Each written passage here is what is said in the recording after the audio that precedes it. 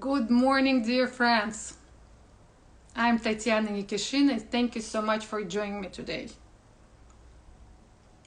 Today we have a very interesting topic to discuss, and I think this topic is slightly underestimated in general. A lot of people have no idea what is emotional intelligence means. Emotional intelligence, is it intelligence of heart, intelligence of feelings? And for that, to get the answer, I invited a good friend of mine, Alina Reyzelman, who not only studied this subject, but she's she's teaching lectures on it. I'm waiting for her to join us. She should be here any minute. And please come in.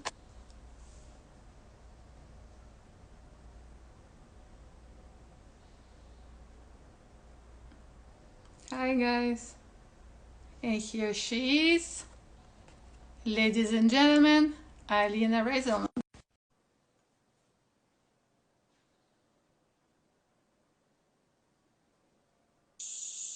Hello. Hi. Hi. Good morning. Good to see you. Good to see you as well. Wonderful. Let's start.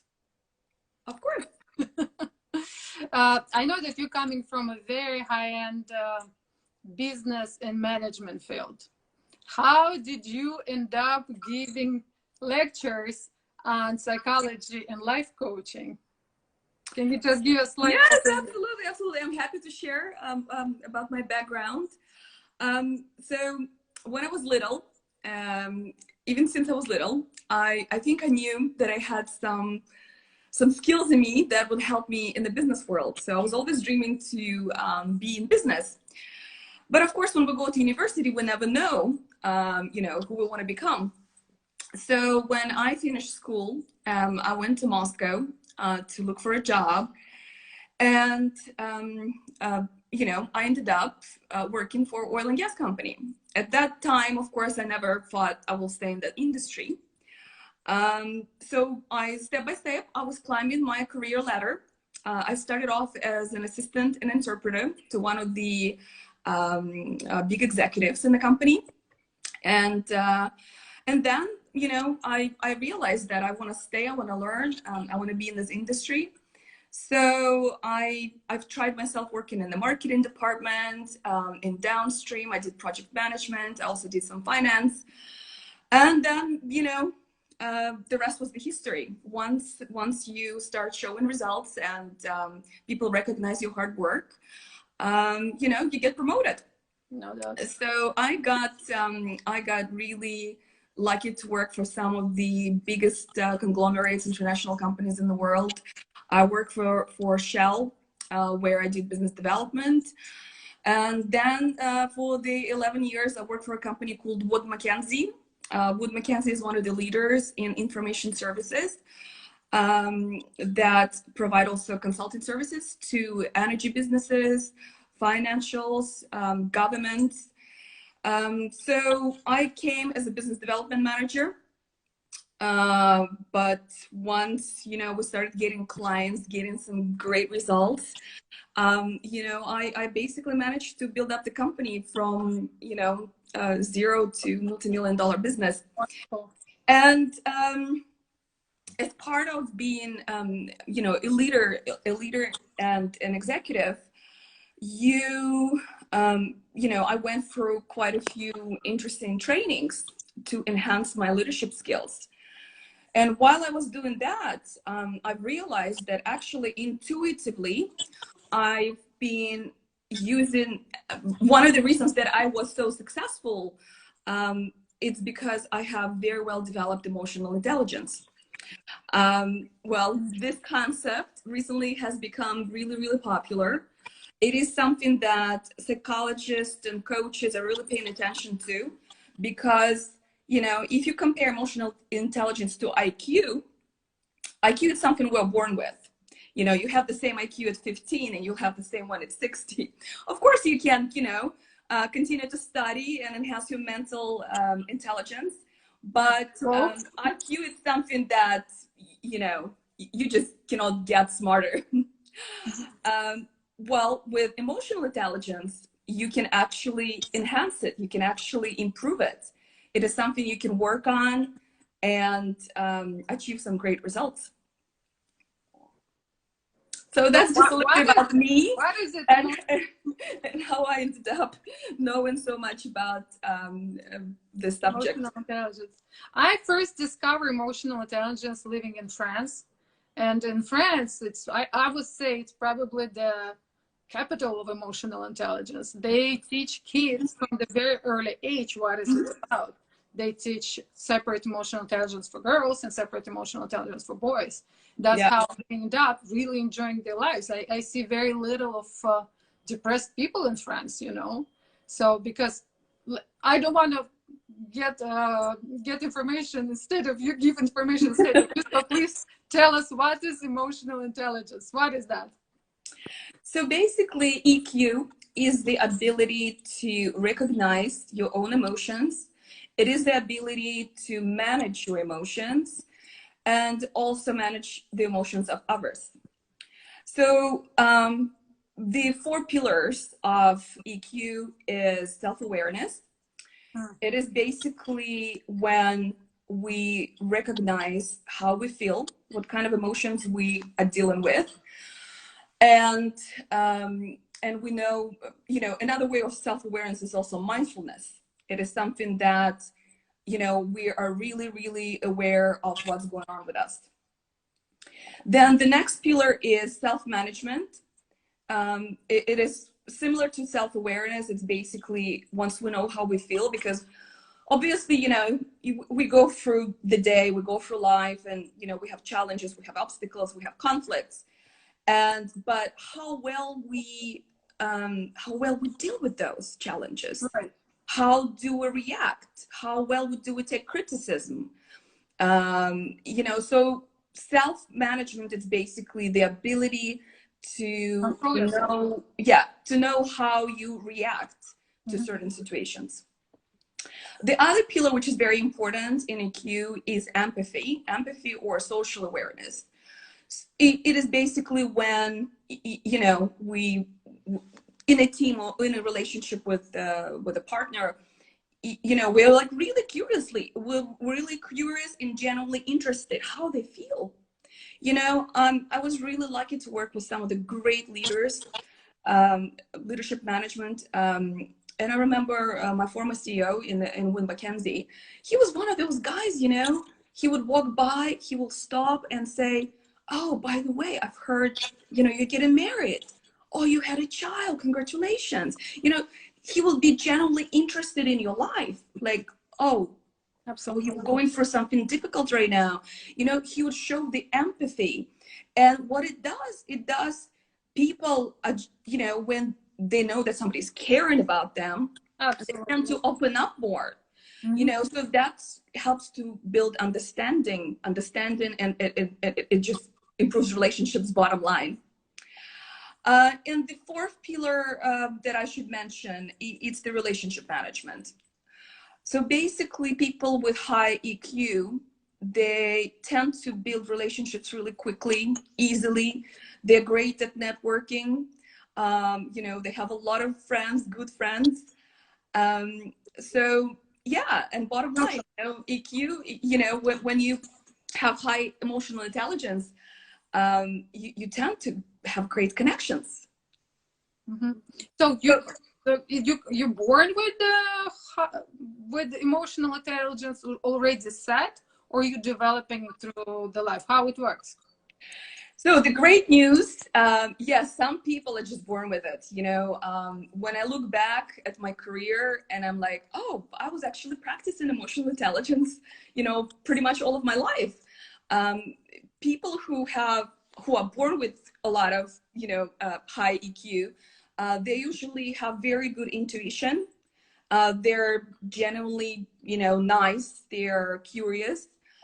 But the great news, even if you don't have high EQ, you can easily develop those skills. How? I can give you a couple of techniques, but obviously one of the best way is to start reflecting on yourself. Evaluate your relationships around you. Are you a team player? How are you doing at work? Like, how do you communicate with your colleagues, with your peers? How well do you communicate it? Like, basically, first you're trying to find out who you are, right? yes, absolutely. I call it self-assessment or self-analysis. So you can easily reflect on your communication style and evaluate your relationships at home. How do you communicate with kids, with your husband, with your wife, with your parents? Do you tend to have lots of conflicts? Do you have lots of arguments? How do you deliver your message? What kind of feedback do you get? So, I mean, you can do all of that. And of course, you can, get help, either get a life coach. There are some online trainings on emotional intelligence. For example, one of the things that has really helped me in life and in my career is a simple test. It's called Myers-Briggs indicator. It's a pretty old concept, but it's been improved, and I absolutely love it. It's based on Jung's concept of 16 psychotypes. Because we're all born with different skill sets, different talents. We're all very unique. Somebody's introvert, somebody's extrovert. And basically this approach, the short for Myers-Briggs indicator called MBTI, you can take a test and you basically get your personality type. Based on that personality type, then you can see how you already communicating with the world and what should be and could be improved. I absolutely love this test, especially. So is it like some kind of percentage on what you like? Basically, it's basically, the psychotype, meaning how do we see the world, how we communicate with people, what is our the way we're thinking, is it logically or creatively, what is our 16 senses that we how well we're using them. So I absolutely love it at work and for the relationships as well, because once I've done it on my husband, for example, I've seen where the areas where we, could be improving in terms of communication style. Same for the team in the office. Obviously, some people could be absolutely different from you. And you probably, everybody in our lifetime, we've had somebody like, oh my God, this person is so difficult. Oh my goodness. But it's not actually that. Yes, there are different personalities and personalities clashes. But once you know that person's personality, it's easier to find ways of communicating more effectively. Right. So yeah, that's the beauty about emotional intelligence. It could be easily improved through self-analysis, through special trainings. So you're kind of putting like your self-portrait in Yeah. you deciding and you're trying to figure out which things needs to be developed, something like that. Absolutely, absolutely. Especially, I think what is difficult for people who are introverts, because EQ, it's something. It's basically, it's very social. It's something that you're social with outside world. You're social with you, and I do find it that for introverts it's very difficult because this type of people, they prefer to hide and to keep their emotions to themselves. But I would say, in this case, if you find it difficult to practice social awareness, relationship management, do a crazy exercise. I call it get out of the comfort zone. The best way to change the behaviors is to get yourself out there. You have to do something absolutely crazy, something that you've never done before. That's the way you push it yourself. So and then learn about yourself. Yeah, I think I practice going outside of comfort zone all the time. First of all, it gives you new skills. Second of all, you prove yourself that you can do it. You can do anything. If you've done, something crazy, then you can conquer Then the you're world. proud of yourself. Of course, exactly, exactly. Lots of positive emotions, and you know, if you've Then you see how never you reacted, right? So you learn something new about yourself. exactly, Right? exactly. Take piano lessons, guitar lessons, jump with a parachute. Do something that you've never done, and it will help you. Um, it will help you to become better social, better social awareness. I get that, but we're getting to know ourselves. So next step, how to learn, for example, empathy. That's what, like, I could never understand how you can learn that. It's either, like, I think it's given, or maybe it's given to everyone, and then it's destroyed probably in the family when your child traumatized by something, so he's becoming more Yeah, yeah, no, cold.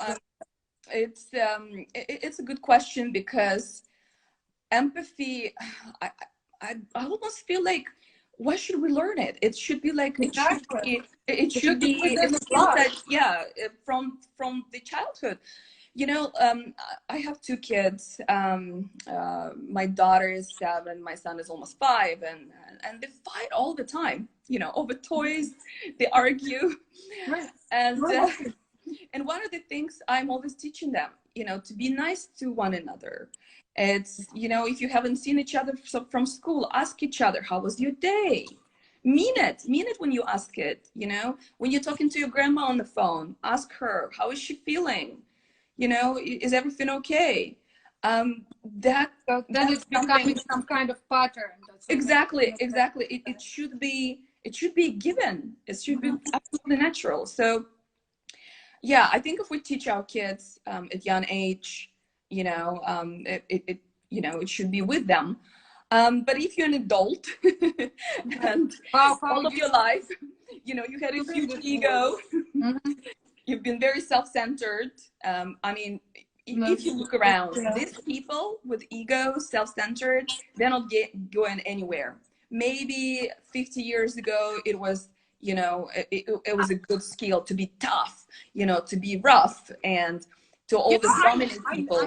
I'm sorry to disagree here, because I noticed, like, when you meeting someone and this someone is coming already with this kind of attitude that you owe me, you're supposed to do everything for me, and And people, then within, mhm, kind of like, if you continue to deal with this person, you just want to do it and just like, okay, just get it and just bye. get out of my life. Yeah. Yeah, but they People, got what they wanted. no, I tend to disagree. I Tell think me. the world has moved on I from hope that so. model. I really hope And so. I've seen it even in the business world. The most successful people today are people who have really high EQ. Right. They might not be the smartest, but you They know, usually smartest as well, to be honest, to realize yeah, that. yeah, I yeah. think. Those people, they are approachable, they are nice, they're generally caring. Right. They tend to have great leadership skills. They can influence people in a nice way. They can motivate them. They can get results. Mhm. So people with this big ego attitude, no, they are getting fired.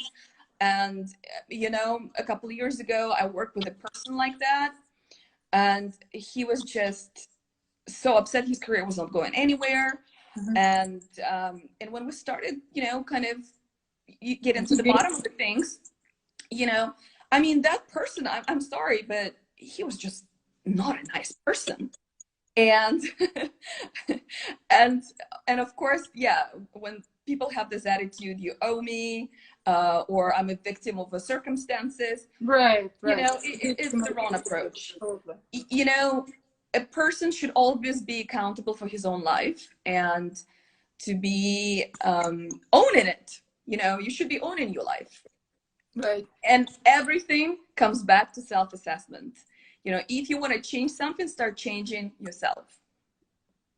right. So how are you changing yourself? besides taking yourself out of the comfort zone? Let's go back. Is there like school over it? Is there like exercises? What to do? For example, someone got self-portrait. Let's say sick. Yeah. What to do? What next? Just to give you an example, this year, since the beginning of this year, I've done 2 new trainings. Something that I didn't do in the past. I was focusing more on the European and American way of coaching, kind of more standard, different ways. Yeah. So basically, in the past, I would always, read books by American authors, European authors. So kind of like, we call it the Western world of psychology and coaching. So this year, I've decided to do something different. I've decided to focus on the Eastern way of, practicing mindfulness and awareness. So it's more spiritual. It's by the way, it's another type of intelligence called spiritual intelligence. So I was actually focusing more on, raising my spiritual awareness. And I've done trainings, one of them on Kabbalah, another one on kind of how to become more aligned with the energy flows, how to get connected more to universe. Some people could maybe interpret it like, to God. I'm more spiritual, so I call it universe. So anyway, long story short, I've done these 2 new trainings. I continue to read. One of my favorite authors, I go back to him all the time. It's Osho. And again, this year, I've kind of reread a lot of his teachings. And I believe it helps me to bring this gap between the Western world and the Eastern world. And, you come up with new practices, you come up with new techniques and tools on how to improve yourself, how, continue this self journey, self growth. Right. So emotional intelligence, it's, I always thought that spiritual intelligence goes inside of emotional intelligence as well. Yes, they're very connected. Yeah. So, for example, so is the physical intelligence. If we talk about physical intelligence, it's our bodies. It's our bodies. It's the way we walk. It's the way we talk. Physical intelligence is all about, nourishment. What do we eat? Because depending on what we eat, it could affect our physical health and also our mental health. Absolutely. And again, mental health is very much connected with, the EQ.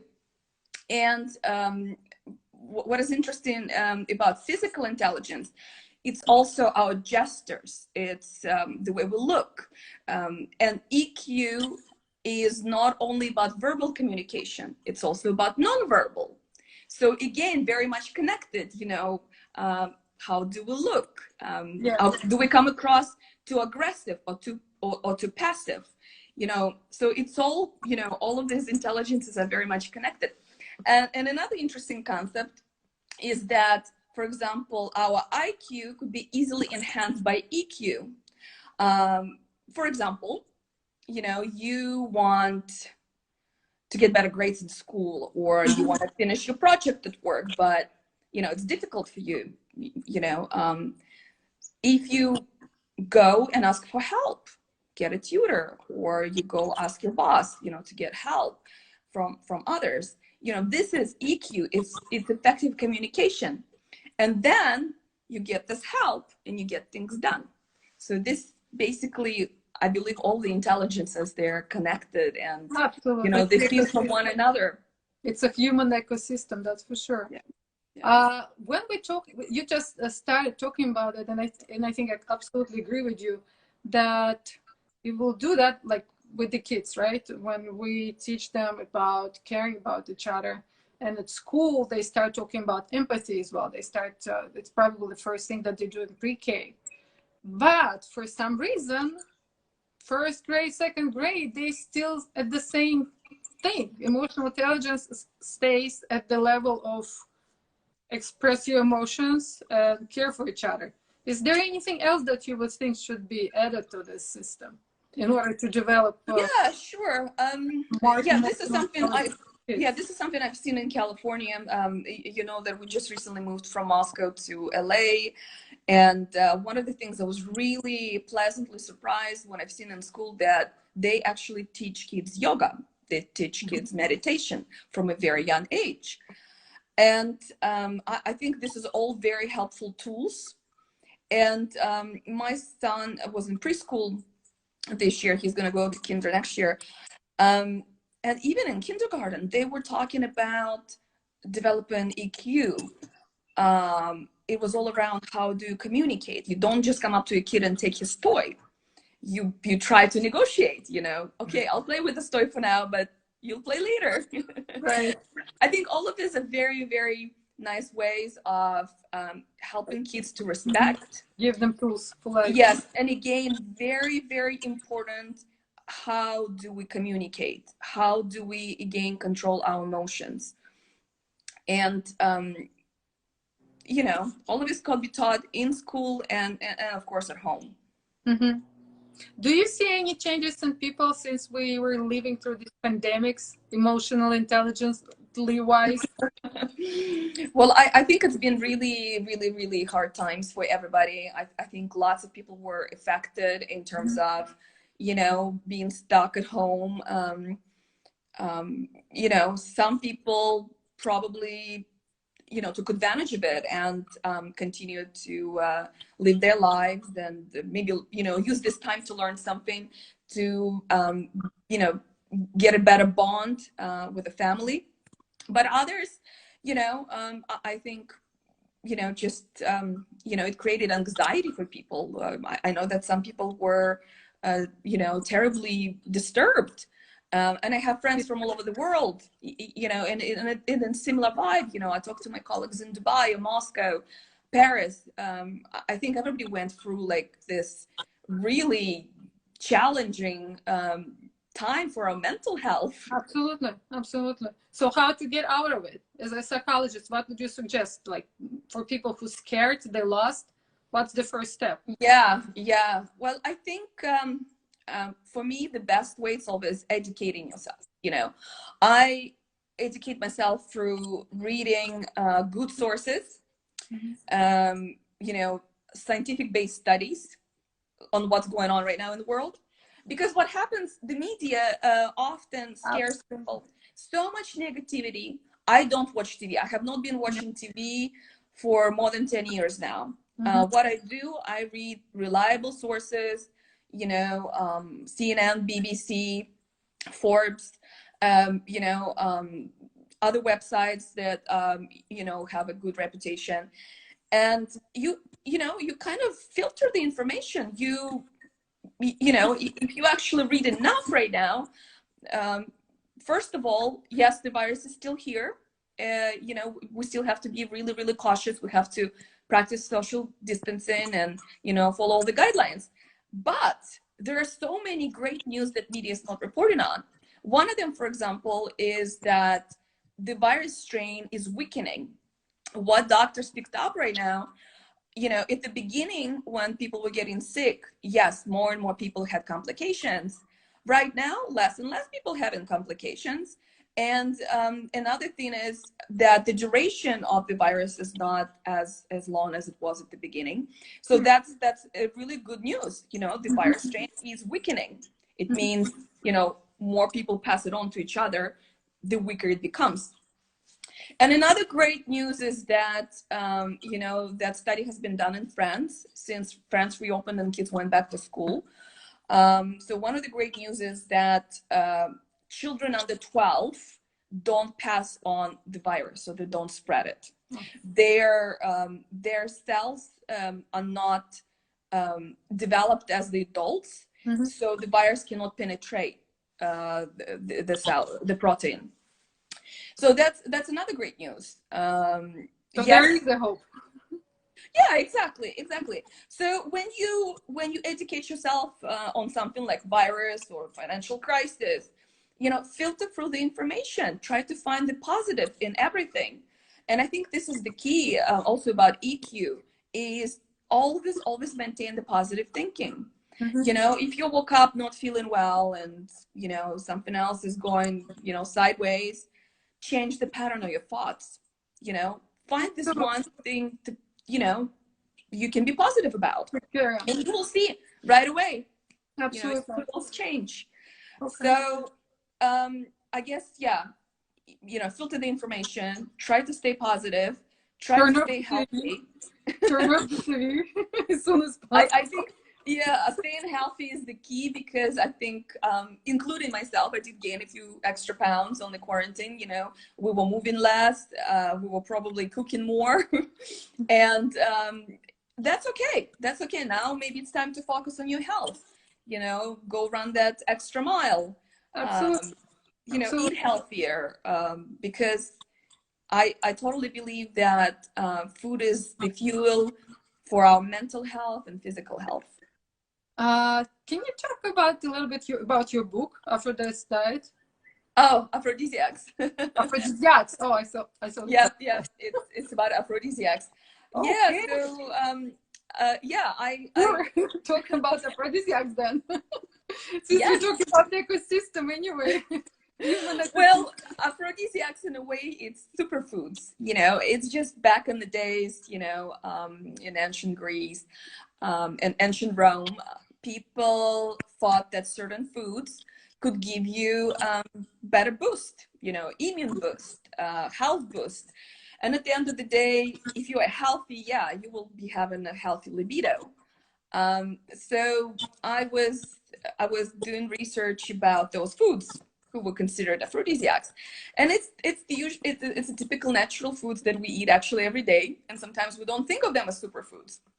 You know, bananas, carrots, strawberries, watermelon, certain type of berries. You know, they're loaded with certain compounds and elements that are so beneficial to our health that even if you you know, consume them, you know, all the time, you can even reverse certain chronic diseases. So yeah, that was kind of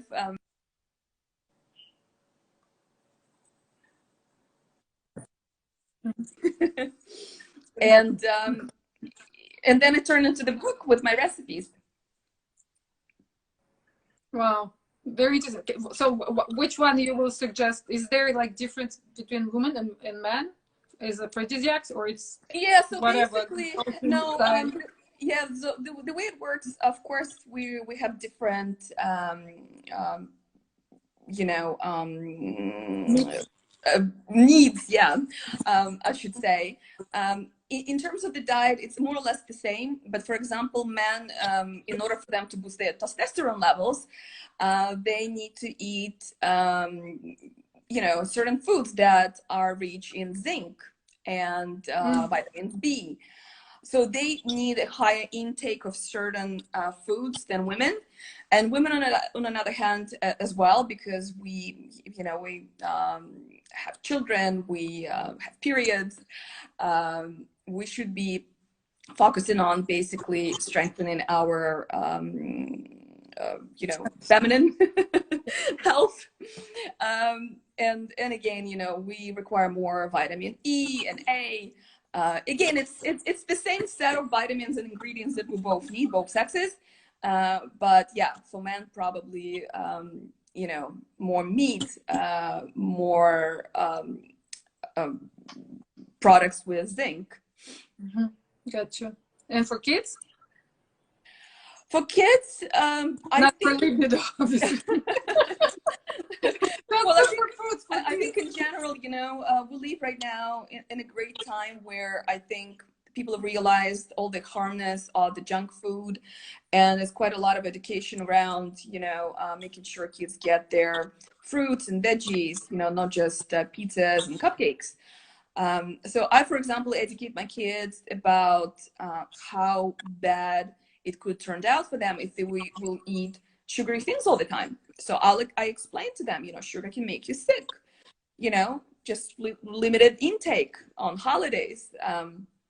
And And then I make sure, explain to them why they need to eat vegetables and fruits, that they have vitamins, that they have nutrients that help them grow. Where, for example, processed foods, they just have harmful elements that are not contributing to growth, and it could actually, you know, they taste good, but they're not beneficial for our bodies. So yeah, I think, and I think in general, the world is moving towards healthier place right now.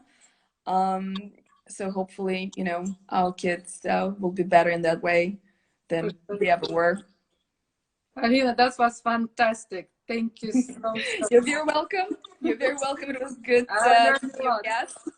Thank you So so guys, much. if you remember, first turn off TV, then educate yourself, then eat. Okay. Thank you so Thank much. you. Thank Have you. a great day, everybody. Bye-bye. Bye.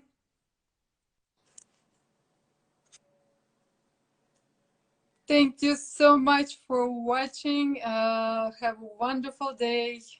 Peace, love, and equanimity. Bye, guys.